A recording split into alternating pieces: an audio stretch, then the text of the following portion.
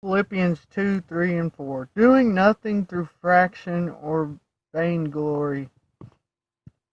Okay, well, I'll stop there for a minute. We should be united. We shouldn't purposely cause division. Now, we would be separate from the world, but he's talking about the church here. We're not to do things purposely to divide.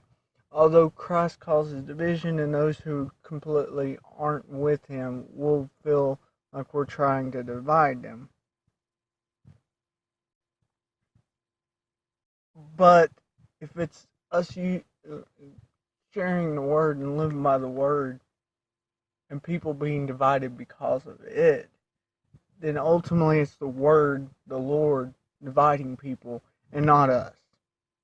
This is talking about hold people to legalistic ideas we have, putting too much on people, our viewpoints of what they should do to cause division, strife and quarrels about things that really aren't very important, and vainglory. This is talking about us trying to do what we can to receive praise, when instead we should be doing what we can to honor, praise the Lord, bring him glory. And while doing this, we may get a good pat on the back or a good word from others. It should not be our motive to get that. Our motive should be, this is what the Lord wants.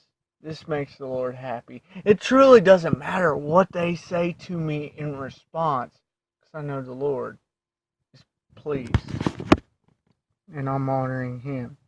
But in lowliness of mind, it's talking about humility, each counting other better than himself.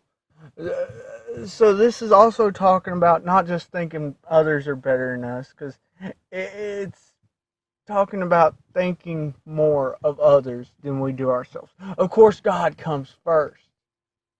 The first greatest commandment Jesus said was to love our God with all our heart, soul, and mind and strength. The second is to love our neighbor as ourselves, which shows that we put our neighbor ahead of us, but Christ goes in ahead of it. God goes ahead of it all, and by God being first, everything else falls into place. We struggle with putting our God first, and then putting our neighbor in front of ourselves.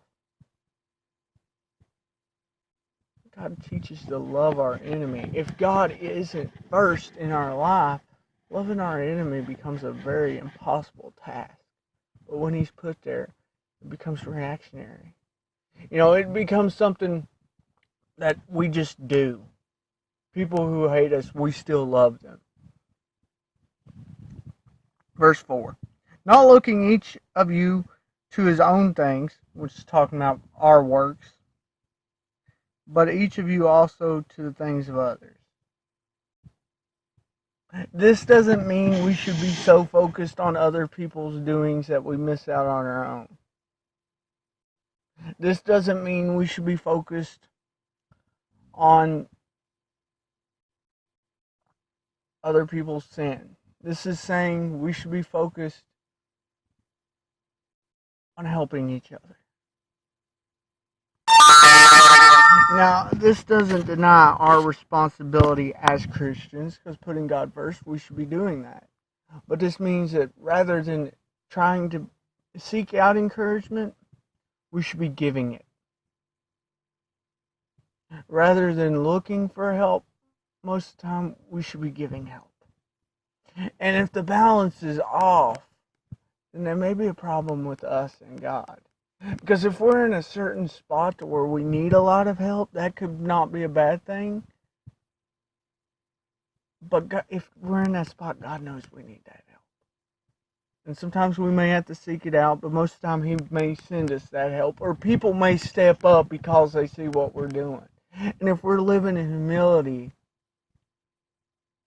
we'll ask for help by encouraging people, because we see what they're capable of and how God uses